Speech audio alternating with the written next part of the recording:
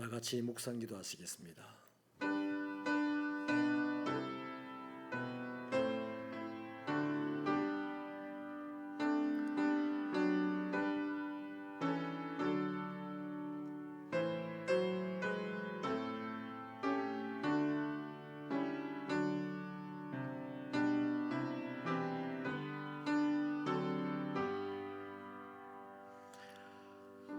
믿음의 주요 또 온전하게 하시는 이인 예수를 바라보자.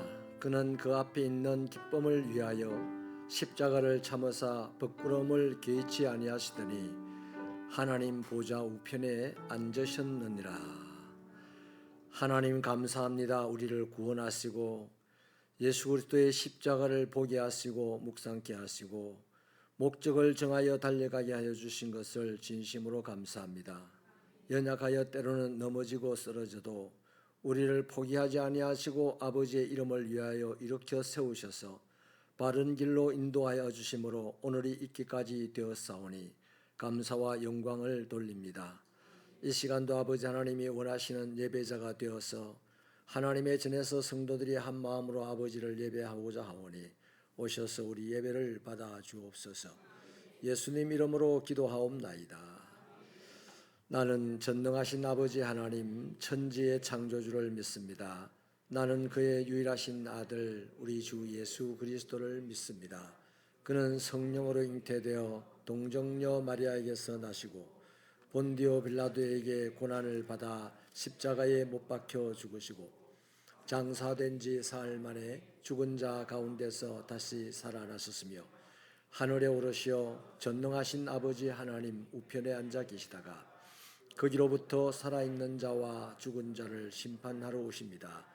나는 성령을 믿으며 거룩한 공교회와 성도의 교제와 죄를 용서받는 것과 몸의 부활과 영생을 믿습니다. 아멘. 찬송가 486장입니다.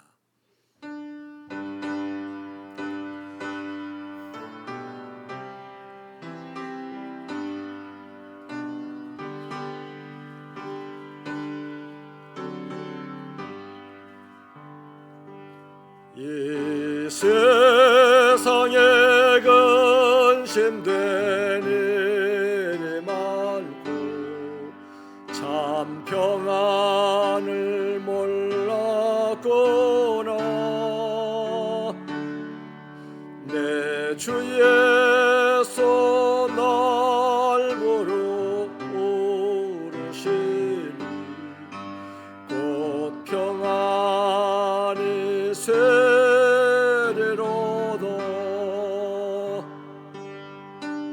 주 예수의 구원의 은혜로다. 참 기쁘고 즐겁구나. 그 은혜를 영원히 누리겠네. 곧 평안이 세리로다. 이 세상에 곤고한 일이 많고 참 쉬는 날 없었구나. 주 예수 날 사랑하시오니 곧 평안이 세리로다. 주 예수의 구원의 은혜로다. 참 기쁘고 즐겁구나. 그 은혜를 영원히 누리겠네. 곧 평안이 세리로다.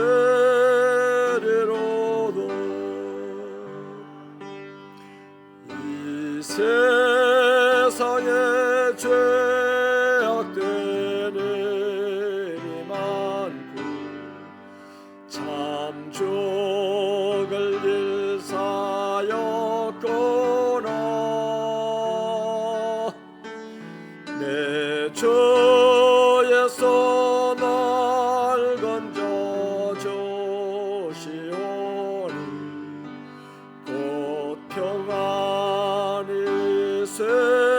세리로도 주 예수의 구원의 은혜로도 참 기쁘고 즐겁구나. 그 은혜를 영원히 누리겠네. 그 평안이 세례로 3절 이 세상에 죄악된 일이 많고 참 죽을 일 쌓였구나.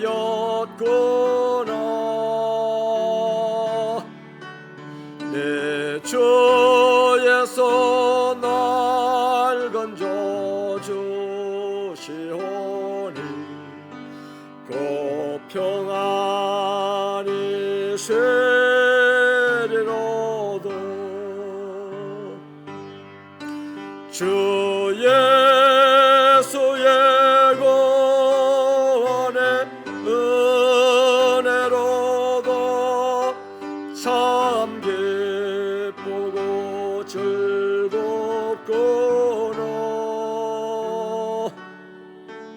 그 은혜를 영원히 누리겠네. 그 평안이 세리로도. 최소용 권사님 기도하시겠습니다. 우리의 삶의 주권자 되신 하나님 아버지, 찬양과 영광을 올려드립니다. 이 시간도 수요 예배로 부르심에 응답하게 하심을 감사드립니다. 우리의 예배를 받아주시고 신령과 진정으로 드리는 예배 되게 하여 주시옵소서. 함께 모여 찬양과 경배로 예배함이 우리에게 주신 큰 기쁨이요 축복임에도 깨닫지 못하고 모임을 패하는 자들의 어떤 습관과 같이 그저 모였다가 흩어진 저희들은 아니었는지요. 돌아보며 우리의 잘못을 고백하오니 용서하여 주시옵소서. 사랑과 능력으로 성도들의 삶의 자리가 믿음 안에서 든든히 설 수 있도록 늘 주의 은혜를 부어주심을 감사드립니다. 스타트 300을 통해 주의 말씀을 읽고 묵상할 때 깊이 느끼고 깨달아 하루하루 주님과 더불어 친밀한 삶으로 주의 사랑을 전할 수 있는 복음의 통로로 사용되길 기도합니다. 우리의 작은 신음에 응답하시는 하나님 아버지, 육신의 질병과 고통 중에 있는 성도들을 긍휼히 여겨주시고 약하고 상한 부분들이 강하고 튼튼하게 회복되게 하시고 감당할 수 없는 문제 앞에 주님의 뜻과 치유의 은혜를 구하오니 응답하여 주시옵소서. 나라와 민족 위에도 주의 보호하심이 임하길 소망합니다. 일상이 치열한 사회 속에 고통으로 견디지 못하는 국민들의 마음을 주장하사 위로하여 주시고 정치, 경제, 사회의 모든 지도력 앞에 주의 공의와 정의가 흘러 거짓과 부정과 부패가 범람하지 못하도록 이 나라를 고치시고 새롭게 하여 주시옵소서. 무더위 속에서도 선교 지역에서 복음을 전하시는 선교사님들의 가정과 사역을 축복하시고 복음 안에 풍성히 열매 맺는 기쁨을 현지인들과 자녀들이 함께 누리는 은혜가 임하게 하여 주시옵소서. 여름 행사로 주일학교와 중고등부의 사역이 이제 남아 있습니다.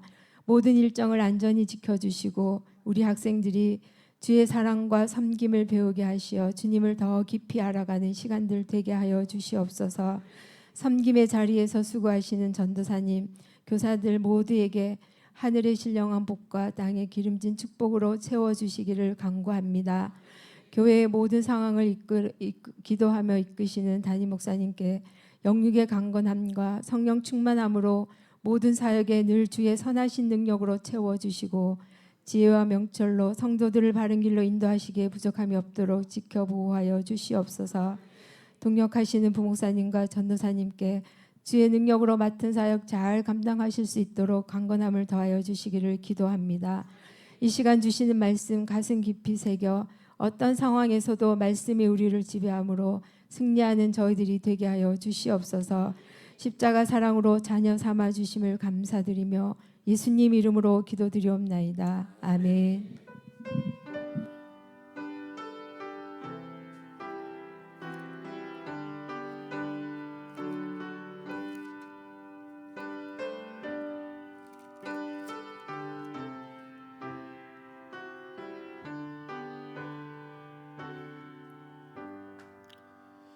하나님의 말씀은 베드로전서 3장 13절부터 17절입니다. 신약 381페이지 베드로전서 3장 13절부터 17절 말씀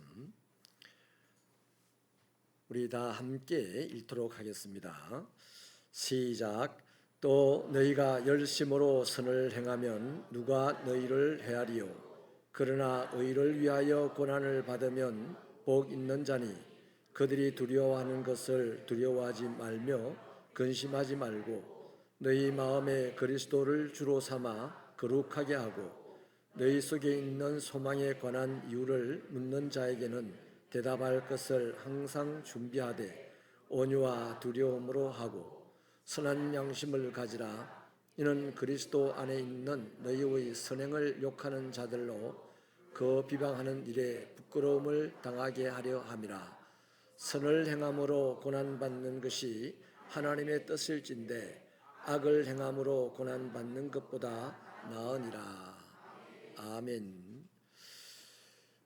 부활 성천하신 그리스도를 믿는 사람은 당연히 그 믿음 안에서 재림하실 그리스도를 소망하고 살아가게 될 것입니다. 과연 그 소망이 그리스도인의 신앙생활에 어떤 기능을 할까요? 우리는 다 부활하신 예수님을 믿죠.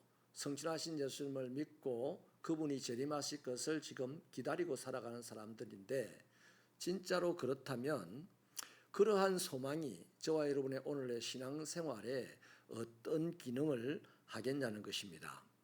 우선요, 현재의 고난을 참고 계속해서 일할 수 있도록 할 겁니다.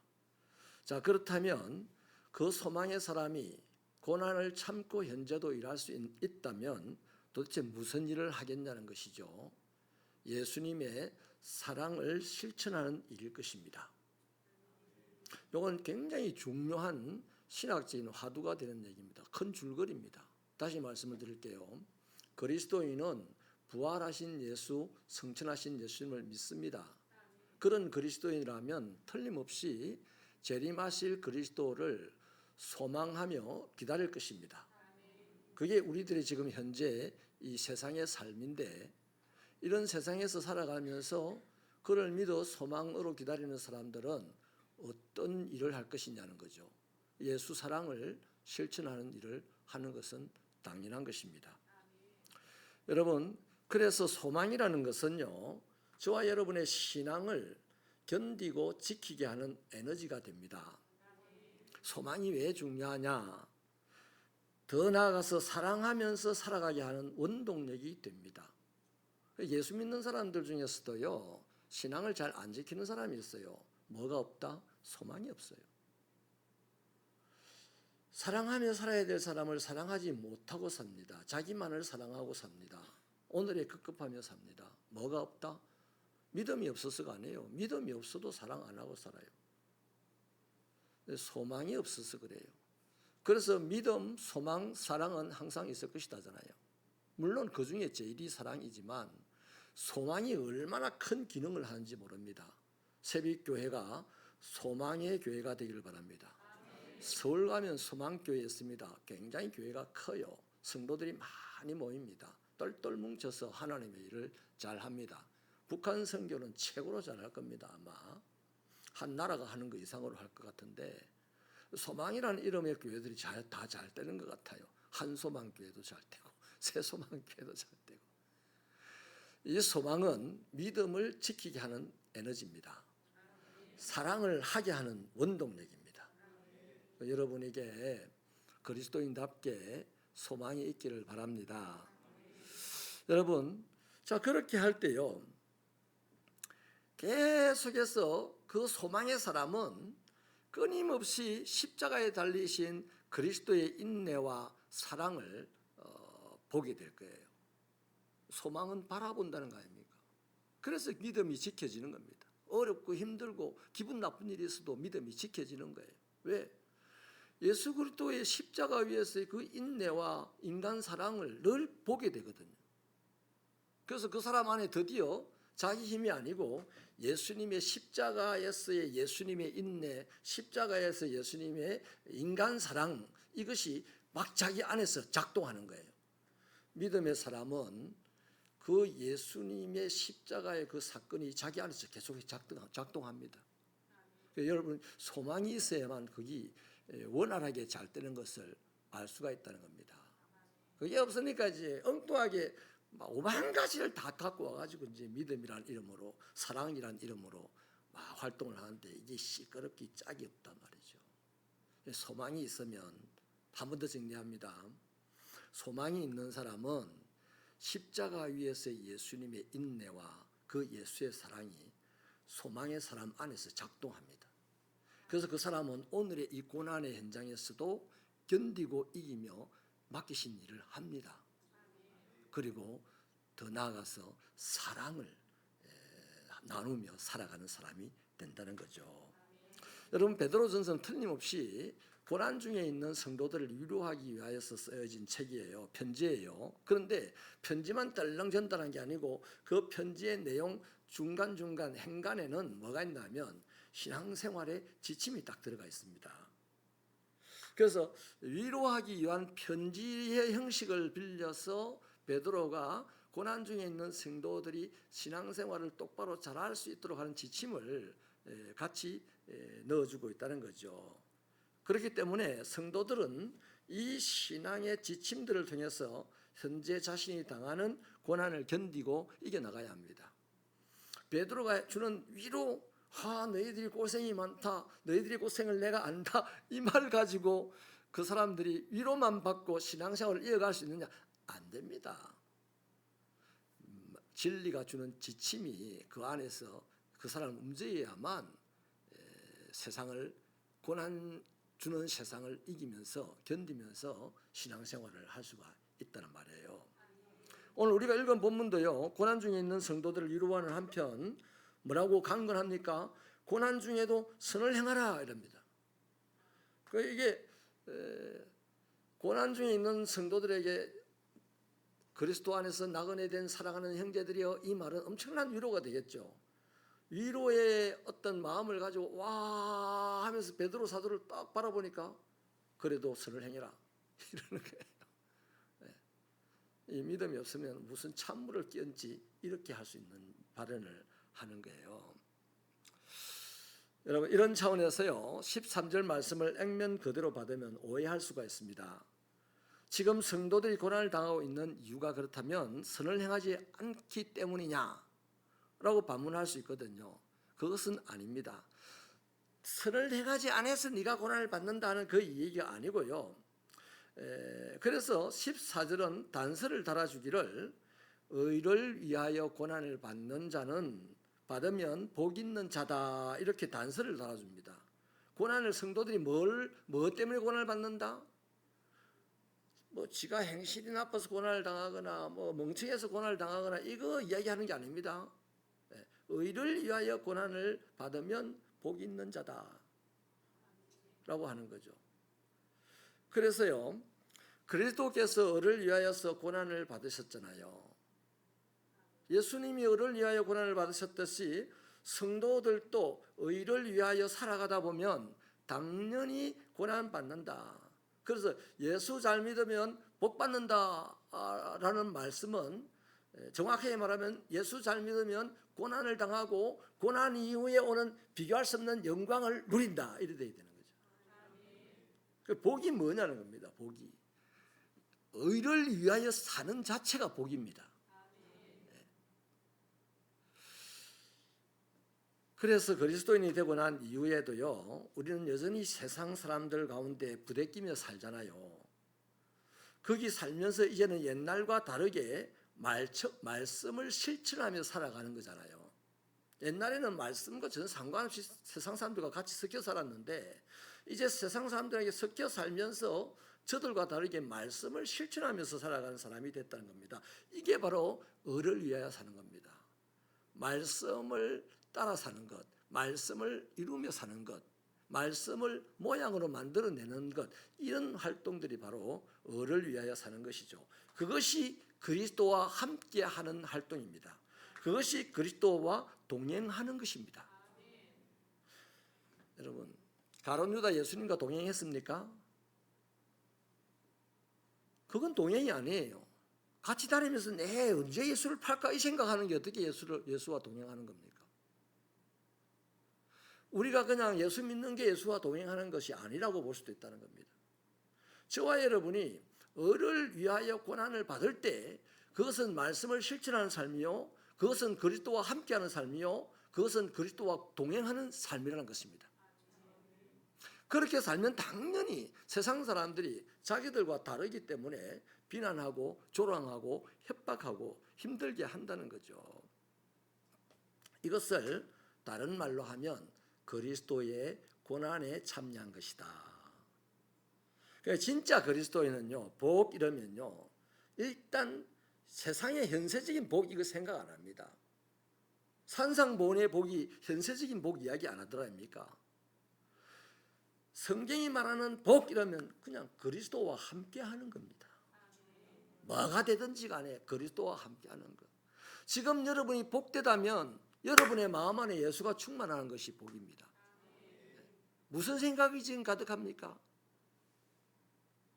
야, 5분만 있으면 또 담임 목사님 또 고래고래 소리를 지르겠네 하는 생각이 안 했습니까?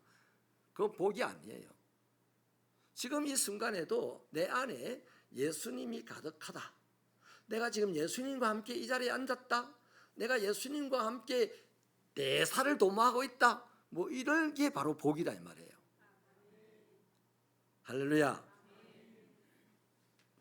한방 크게 해가지고 잘 될 거라고 오늘 친구한테 꼬여가지고 산에 비닐하우스 안에 들어갔는데 가보니까 이 큰 고스톱 파는 팔이 벌어진 거예요.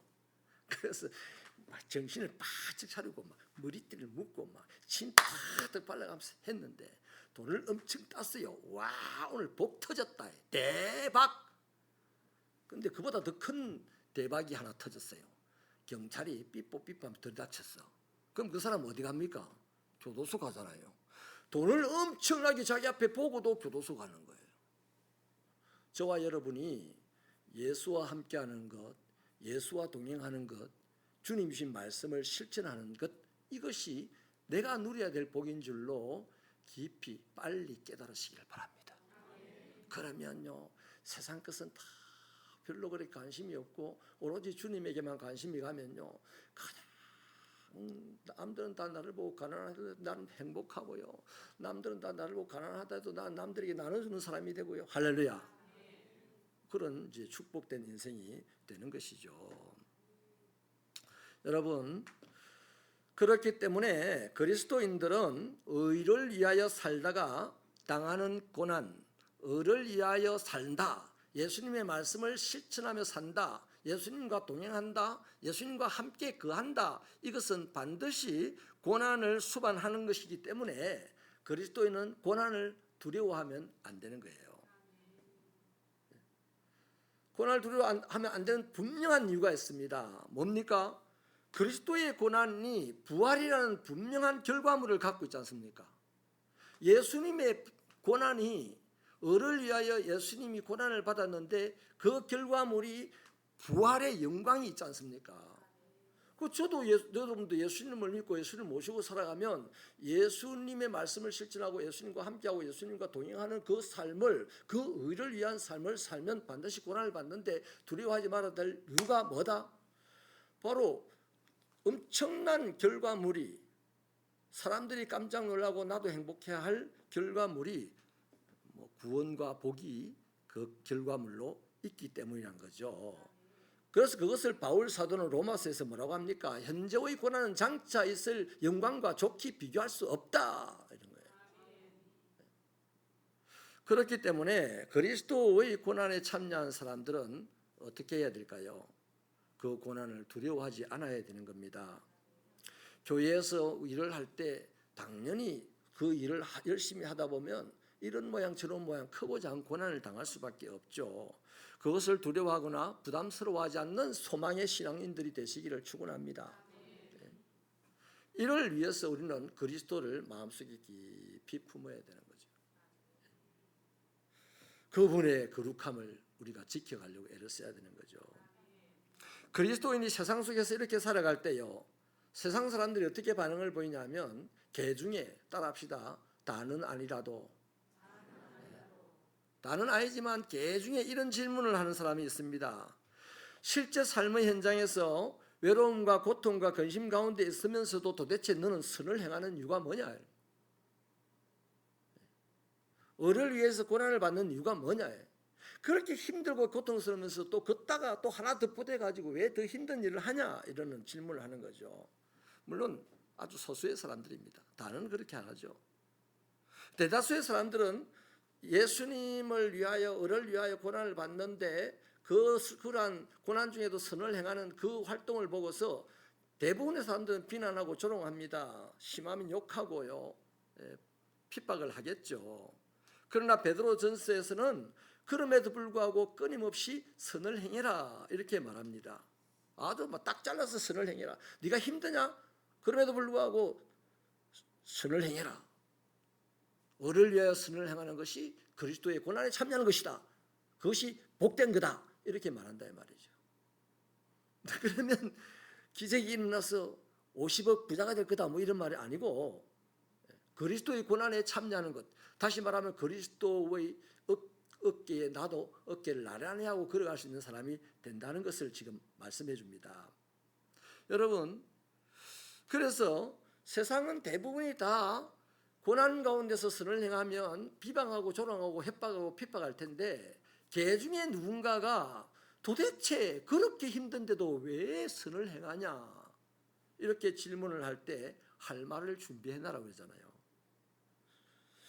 그래서 16절은요, 그것이 오히려 저기를 갖춘 사람들에게 부끄러움이 될 것이다. 나중에는 마지막 주님의 재림의 날에는 그것이 다 그런 사람들에게는 부끄러움이 될 거다 이 말이에요. 오늘 본문은요, 그리스도인이 세상에 사는 동안에 끊임없이 선을 행해야 하는 이유를 두 가지로 들고 있습니다. 첫째 이유는 그리스도의 의에 동참하기 위해서입니다. 두 번째 이유는 우리에게 질문을 던질 누군가에게 답을 하기 위해서입니다. 나를 비방하던 이들, 욕하던 이들을 부끄럽게 만드는 것이 목적이 아니라 그거는 심판의 날 그렇게 될 것이고, 현재 나에게 질문을 던지는 사람이 있기를 바랍니다. 그런 사람들이요, 함께 나와 함께 몇몇 소수라 할지라도 함께 구원의 길을 가게 하기 위해서 이 고난에 참여하는 겁니다. 을을 위하여 고난을 받는 겁니다.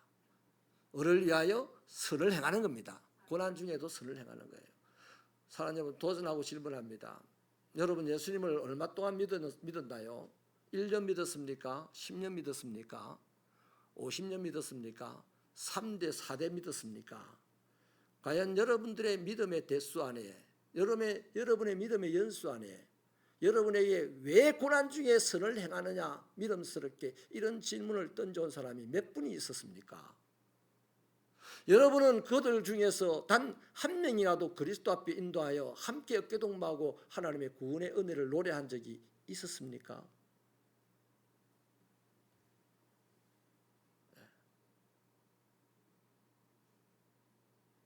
그러면 우리는 솔직히 예수님을 믿기는 한데 을을 위하여 고난을 받는 그 주님의 일에는 참여 많이 못했다라고 보겠습니다. 다시 한번 더 도전하겠습니다. 아직 우리 살아있습니다. 이 환난 많고 고난이 많은 이 세상 속에 사람들과 세상 사람들과 부대끼며 살아가고 있습니다. 여러분의 직장에서도 부대낄 것이고 여러분의 가정에서도 부대낄 것이고 여러분 사회활동하면서 부대낄 것이고 심지어 교회 안에서도 부대낄 것인데 여러분에게 당신은 그렇게 힘들고 그렇게 어렵게 살면서 그렇게 몸이 연약하면서 왜 선행을 그렇게 많이 하느냐 하는 질문을 받아보시기를 바랍니다. 남아있는 세월 동안에 뭐가 그렇게 중요합니까? 이것보다 더 중요한 게 있습니까? 이것보다 더 떳떳한 게 있습니까? 이것보다도 더 가슴 펼 일이 있습니까? 없어요. 단 한 사람이라도 나는 A 집사님 때문에 예수 믿고 지금 이렇게 행복한 신앙생활을 합니다는 소리를 여러분 아직 살아있는 동안에 들으시기를 축원합니다. 신앙의 연수가 솔직히 뭐 필요하며 직분이 뭐 필요합니까? 그것에 비하면, 그 두 가지에 비하면, 여러분 이것에 대해서 예수님도 산상보훈에서 말씀하셨습니다. 우리 마태복음 5장 14절부터 16절을 스크린을 통해서 한번 같이 읽어보겠습니다. 힘차게 시작.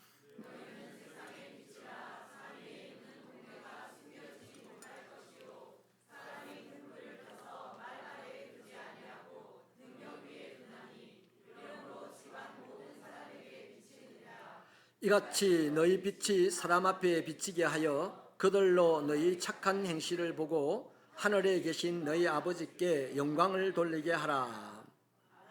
아멘. 저는 우리 세빛교회 이름은 여기 있다고 생각합니다. 신평교회에서 세빛교회가 될 때 어떤 의도가 있었는지 모르겠지만은 그 의미는 바로 이 말씀이라고 생각합니다. 새로운 빛은 원자탄으로 만들어진 빛도 아닐 거고 태양을 다시 한 개 더 만들어가지고 만들어낸 빛도 아닐 겁니다. 새로운 빛은 그 공동체의 착한 행실일 겁니다. 이게 정확한 해석이라고 봐야 안 되겠습니까? 그러니까 다른 교회 성도들보다는 세빛교회 성도들은요 훨씬 더 착해야 됩니다. 착하기를 바랍니다. 착해야 돼요. 너희 빛이 사람 앞에 비치게 하여 했고 그들로 너희 착한 행실을 보고 오라고 했으니 이 빛은 착한 행실이 확실한 거죠. 그래서 그 사람들이 하나님께 영광을 돌리게 해라. 자, 그렇다면 그리스도인의 무엇이 선한 행동일까요? 이 선한 행동, 선행, 사실 너무 추상적인 말입니다. 우리 선행이라는 말을 너무 많이 쓰긴 써요. 그런데 굉장히 추상적이고 특히나 의를 위해서 살아가는 사람들의 선행이라고 하면 더 추상적입니다. 사람들은요 저마다 다 생각하는 의로움이 달라요. 어떤 사람들은 자신의 행동을 어렵다고 생각하면서 다른 사람들을 자신의 의로움에다가 맞추려고 애썼습니다. 자신만 어렵다, 자신의 행동이 어렵다 이렇게 딱 그 고정관념을 편벽하게 가지고 있다가 다른 사람들이 행동을 하면 그것을 자기의 그 관념 안에 탁 집어넣어 보고 안 맞으면 틀렸어, 불의해 이렇게 한다고요. 근데 의외로 그리스도인들의 습성 가운데 이런 게 좀 강하게 있습니다. 심지어 이제 덜하면 그런 행동이 선이라고, 자기의 행동이 선이라고 생각하진 않을 수도 있겠지만 적어도 자신의 행동이 악하다고 생각은 안 합니다. 그런데요 이런 행동들이 세상에서 다른 사람들에게 악으로 보이는 경우가 참 많아요. 너무나 많아요. 서로 의로움의 기준이 다르기 때문에 누군가의 선함은 누군가에게는 악으로밖에 안 비치는 거예요. 이런 것들이 먼저 교회 안에서 우리 개인 안에서 깨어져야 됩니다. 비근한 예를 들어 볼게요. 우리나라에는 촛불 집회도 있고 태극기 집회도 있어요. 촛불 집회도 나라와 국민을 위해서 촛불을 밝힙니다 이렇게 하고 태극기도 나라와 국민을 위해서 태극기를 펼칩니다 이렇게 하는데 저것들이는 나라와 국민을 위한다고 하는 저것들이는 서로가 없어져야만 된다고 하는 거예요. 그렇죠? 이게 바로 딱 그 얘기입니다. 자기의 생각, 자기의 행동이 어렵다고 딱 정리를 해놓은 사람은 다른 사람의 행동이나 다른 사람의 생각은 불의하다고 딱 정리를 해버려요. 영원히 불의한 거예요. 여러분, 이스라엘 백성들이 그랬습니다. 이스라엘 백성들이 바벨론, 아수르와 북이스라엘과 남유다가 나누어지고 북이스라엘이 아수르에 의해서 멸망을 당하며 아수르의 정책이 혼혈 민족을 만들어버린 정책을 썼어요. 아무나 들어와서 그 동네에 살도록 해버렸어요. 그런데 이 남유다는 바벨론에 멸망을 했는데, 바벨론은 혼혈 정책이 아니고 그 민족만 딱 떼어서 보존을 하는 정책을 썼습니다. 그래서 꼬셔가면서 대접도 해줘가면서 말 잘 듣게 했다 이 말이죠. 아수르는 그냥 확 다 섞어놔 놓고서 다스렸던 거예요. 그래서 사마리아 그 지역 북이스라엘의 지역 사람들은 아수르에게 멸망을 하면서부터 이제 유대인 12지파가 없어져 버렸어요. 다 섞여 버렸어요. 그런데 이제 남쪽에 베냐민 지파와 유다 지파만 남아있던 이것들은 바벨론에게 멸망을 되면서 포로로 고스란히 다 바벨론으로 옮겨졌다가 또 고스란히 다 거기로 70년 만에 돌아와요. 그 돌아온 이 사람들이 뭐냐면, 이 사마리아 사람들은 야, 옛날 우리 형제잖아, 우리 친척이잖아, 조상이 같잖아, 우리 잘 지내보세 이랬는데, 이 유대인 베냐민 지파 이 사람들이 너희들은 개 같은 사람들이야, 근처에 오지 마 이렇게 해가지고 예수님 시대까지 사마리아인을 개로 취급을 했거든요. 역사적으로 그런 게 있어요. 그런데 저 위에 올라가 보면요, 이 에스겔 선지자가요 두 막대기 예언을 합니다.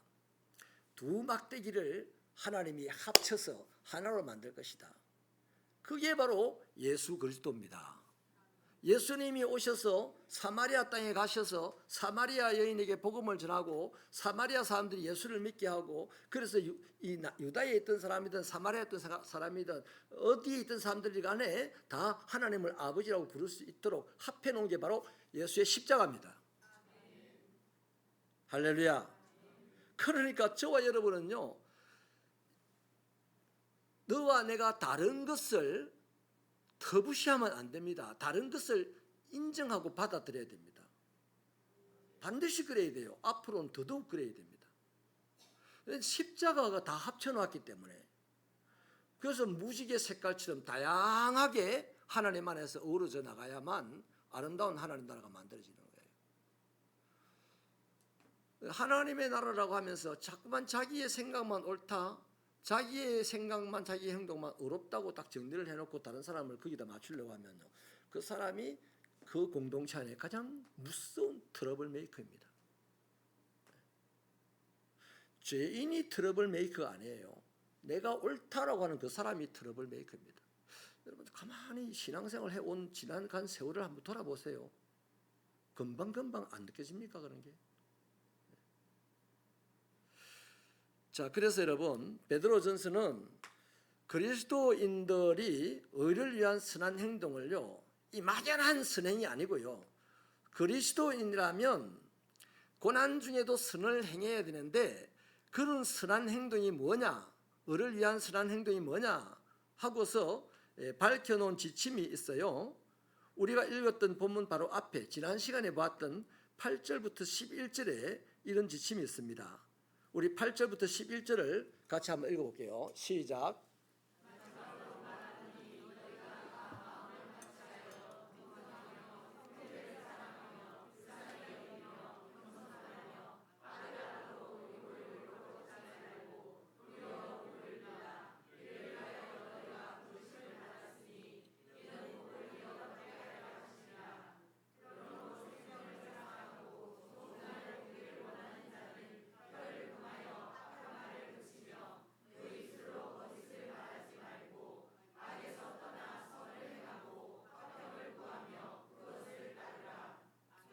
고합니다.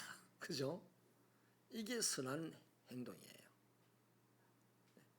이걸 안 하면 뭐하다? 악하다. 정확하게 지침을 주고 있습니다. 그 우리가 교회 다니고 우리가 기도 생활하고 예배 생활하고 교제하면서 점점 어떻게 발전을 해가야 된다? 요렇게 발전을 해가야 됩니다. 내 한 사람의 인격도, 우리 공동체의 성향도, 성질도 요렇게 발전을 해가야 돼요. 이것이 바로 의를 위한 선한 행동이기 때문이죠. 특히요, 9절 10절에 나타나는 지침은 말과 관련된 내용들이죠. 누군가를 향해서 상대방이 상처받을 수 있는 말을 내뱉는 행위는 어떤 행위다? 악한 행위라는 겁니다.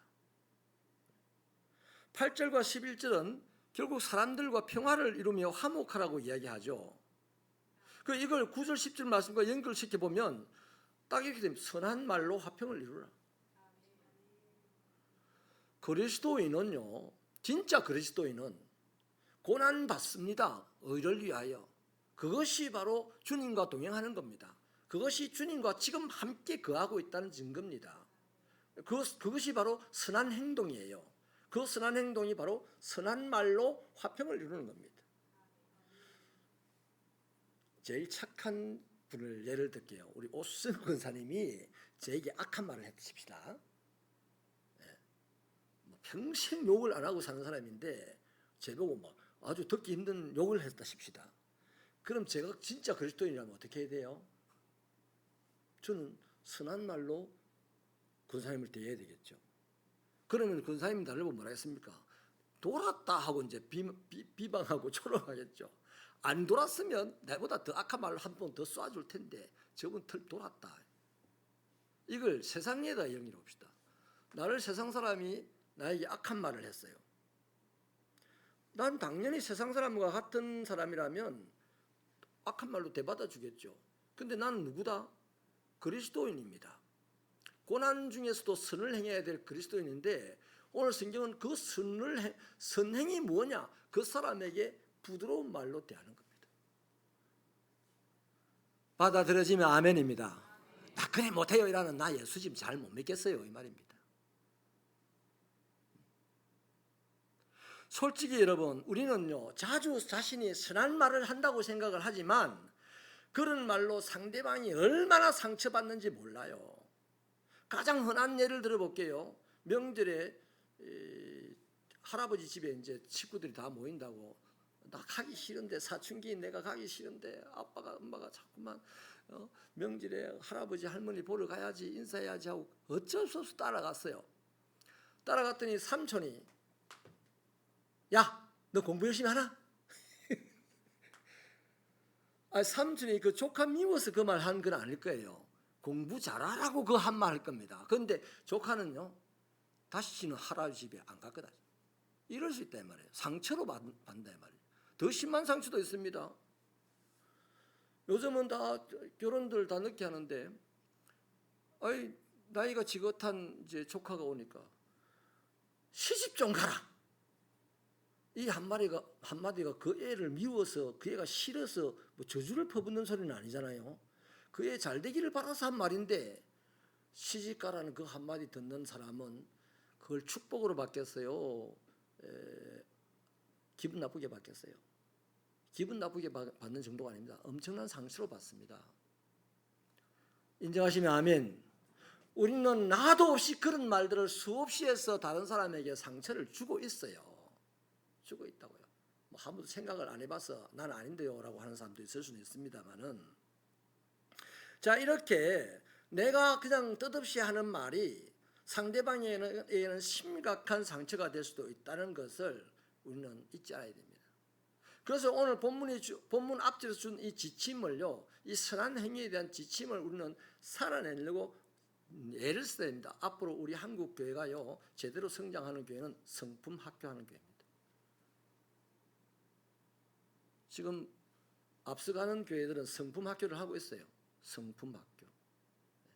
믿음 학교 이런 게 아니고 믿음은 좋아요 우리 모두가. 그런데 믿음이 좋은데 이상하게 성품이 안 좋아요. 오늘 본문의 결론은요. 베드로전서 1장 21절로 22절인데요. 우리 스크린으로 같이 한번 힘차게 읽어주실래요? 시작.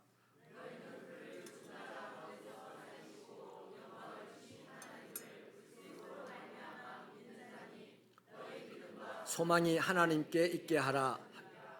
너희가 진리를 순종함으로 너희 영혼을 깨끗하게 하여 거짓이 없이 형제를 사랑하기에 이르렀으니 마음으로 뜨겁게 서로 사랑하라. 아멘. 믿는 자는 하나님에게 내가 하나님을 믿습니다 이러는 사람은 그분에게 자기 믿음과 자기 안에 있는 소망을 증거해야 된다는 얘기입니다.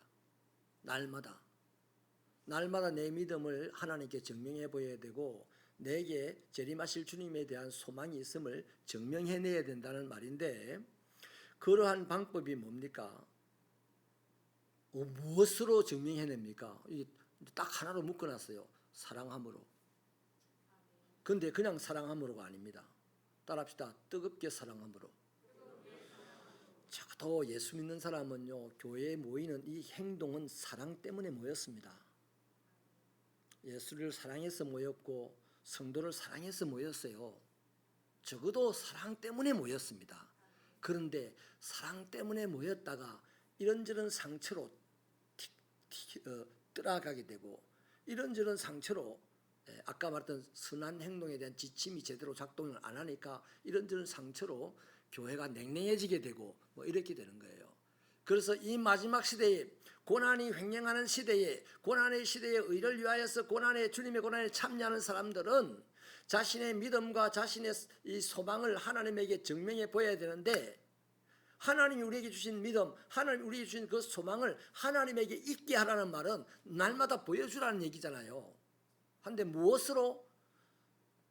피차 뜨겁게 사랑함으로. 그러니까 교회는 사랑으로는 지탱이 안 돼요. 사랑으로 모였거든요. 사랑으로 모였다가 싸우고 헤어집니다. 그렇잖아요. 사랑으로 모여서 주님이 오신 날까지 끊임없이 성장하려면 사랑으로 모인 그 집단이 피차 뜨겁게 사랑해야 됩니다. 뜨겁게가 필요합니다. 뜨겁게 사랑해야 내가 악담을 들어도 나는 축복의 말을 할 수가 있어요. 뜨겁게 사랑해야 나를 미워해도 그를 위해서 기도해 줄 수 있습니다. 뜨겁게 사랑하지 않으면요, 네가 옳다 내가 옳다 맨날 아무것도 아닌 거 가지고 싸운다고요. 사랑이 없어서가 아니에요.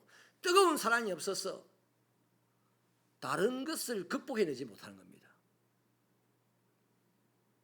우리 새벽교회 성도들에게요, 뜨거운 사랑이 있어서 저와 여러분이 하나님께로부터 받은 믿음과 소망을 하나님에게 날마다 증명해 보이심으로 하나님의 기쁨이 여러분에게 가득하게 되고 하나님의 축복이 우리의 삶에 넘쳐나게 되기를 축원합니다. 그래서 그리스도인이 품고 있는 이 소망은 뜨겁게 사랑할 때 세상에 드러납니다. 다른 무엇으로도 설명이 안 됩니다. 기도하시겠습니다. 하나님 아버지, 우리에게는 하나님이 주신 믿음이 있고 소망이 있는데 이것을 날마다 하나님 앞에 증명해내야 되는 것이 우리의 신앙생활 아니겠습니까? 그런데 세상이 악하여서 우리의 이 신앙생활을 방해하고 위협합니다. 이것은 우리를 핍박으로 받아들입니다. 하나님이여, 이러한 때에 하나님이 원하시는 우리의 소망과 믿음을 증거하기 위하여서 하나님이 요구하시는 것이 있으니 뜨겁게 사랑하라는 것입니다. 이 말에 복종하는 새벽교회 성도들이 되게 하여 주시옵소서. 그래서 그 복종으로 말미암아 은혜 받는 자들이 되게 하여 주시옵소서. 예수님 이름으로 기도하옵나이다. 아멘. 교회 소식을 나누겠습니다. 다음 주일 성경공부 교리반 2기를 개강을 하도록 하겠습니다. 2시 30분에 일천교육관에 시작합니다.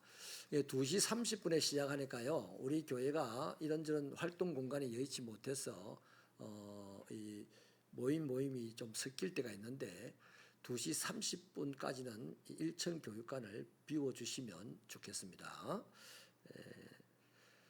8차 청년부 단기 선교 잘 다녀와서 감사하고요. 좋은 일이 있기를 바랍니다. 2차 119 세일의 기도 운동에 여러분들 적극 참여하셔서 다시 한번 기도로 하나님의 교회가 왕성하게 축복 가운데 일어서게 되기를 바랍니다. 아동부 여름 성경학교가 19일부터 20일까지 세빈누리 및 세빈마루에 서 있습니다. 저는 내일 114 기도 운동에 다녀오도록 하겠습니다. 나머지 강권 주부를 참고하시길 바랍니다. 찬송가 488장 찬송하시고 주기도문으로 예배를 마칩니다.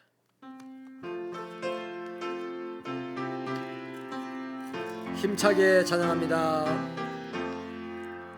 이 몸의 소망 무언가 우리 주 예수뿐일세. 주 예수밖에는 믿을리 아주 없도다. 주 나의 반석 예수는 그 위에 내가 서리라. 그 위에 내가 서리라. 좁게 바람 부는 밤 물결이 높이 설렐 때 우리 주 크신 은혜에 소망의 낯을 주리라. 주 나의 반석 예수는 그 위에 내가 서리라. 그 위에 내가 서리라. 세상에 맺던 모든 것 끊어질 그날 되어도 구주의 언약 믿사와 내 소망 더욱 커리라. 주 나의 반석 예수는 그 위에 내가 서리라. 그 위에 내가 서리라. 바라던 천국 올라가 하나님 앞에 배울 때 구주의 은을 힘입어 어여세 바로 서리라. 주 나의 반석 예수는 그 위에 내가 서리라. 그 위에 내가 서리라. 하늘에 계신 우리 아버지, 아버지의 이름을 거룩하게 하시며 아버지의 나라가 오게 하시며 아버지의 뜻이 하늘에서와 같이 땅에서도 이루어지게 하소서. 오늘 우리에게 일용할 양식을 주시고 우리가 우리에게 잘못한 사람을 용서하여 준 것 같이 우리 죄를 용서하여 주시고 우리를 시험에 빠지지 않게 하시고 악에서 구하소서. 나라와 권능과 영광이 영원히 아버지의 것입니다. 아멘.